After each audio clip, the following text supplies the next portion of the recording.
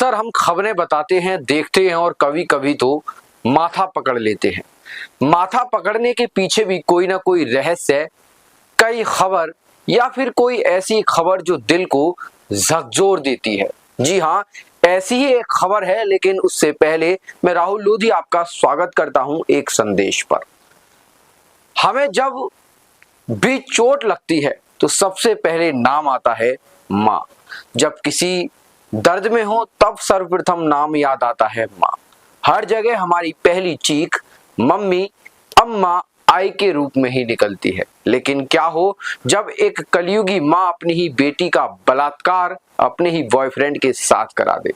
क्या हो कि कोई माँ अपनी 13 वर्षीय बेटी के साथ गैंग रेप करवा दे, वो भी किसी पार्टी की आड़ में।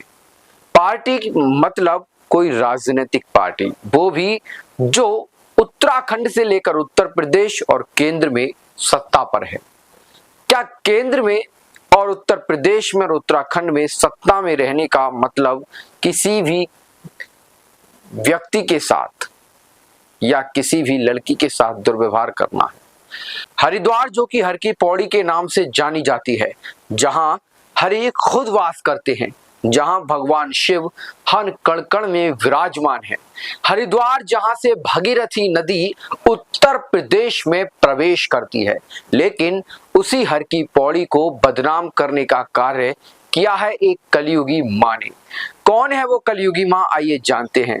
हरिद्वार में भाजपा की पूर्व महिला मोर्चा जिला अध्यक्ष की नाबालिग बेटी ने अपनी मां पर ही गैंगरेप करवाने का आरोप लगाया है।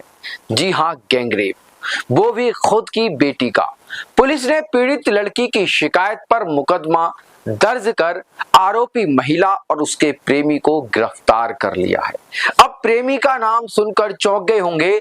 जी हां, महिला की बेटी का आरोप है कि उसका रेप उसकी मां का बॉयफ्रेंड करता था, और साथ में केवल बॉयफ्रेंड ही नहीं, उसने अन्य लोगों के साथ भी उसका यौन शोषण कराया है। अब बात जब बेटी की आती है तो पिता भी कहां पीछे रहने वाले थे।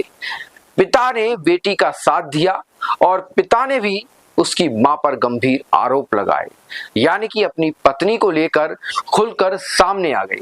पिता का यह आरोप है कि बीते जनवरी माह में बेटी को घुमाने के बहाने कार में उसकी पत्नी अपने प्रेमी और उसके दोस्त के साथ भेल स्टेडियम ले गई, जहां शराब पीकर दोनों ने उसकी पत्नी की सहमति पर नाबालिग बेटी को डरा धमकाकर जबरन सामूहिक दुष्कर्म किया। और आरोप यह भी है कि आगरा, वृंदावन और हरिद्वार के होटल में भी उससे सामूहिक दुष्कर्म किया गया और किसी को कुछ बताने पर बेटी और पिता की हत्या करने की धमकी दी। और किसी को कुछ बताने पर बेटी और पिता की हत्या करने की धमकी भी उनके द्वारा दी गई। इस गंभीर कहानी को सुनकर और इस मामले को सुनकर आप सच में कहेंगे कि कलयुगी बाप देखा है, कलयुगी बेटा देखा है, बहन देखी है, सब देखे हैं, लेकिन अब मां भी कलयुगी इस खबर के बाद देख ली होगी। बहरहाल ऐसी कई खबरें देश के विभिन्न राज्यों से आती रहती हैं, लेकिन इस प्रकार से 13 वर्ष की खुद की बेटी का यौन शोषण खुद की सेह पर करवाना काफी खतरनाक विषय है। और आपको क्या लगता है, ऐसी मां के साथ क्या करना चाहिए? कोर्ट को क्या सजा देनी चाहिए ऐसी कलयुगी मां को?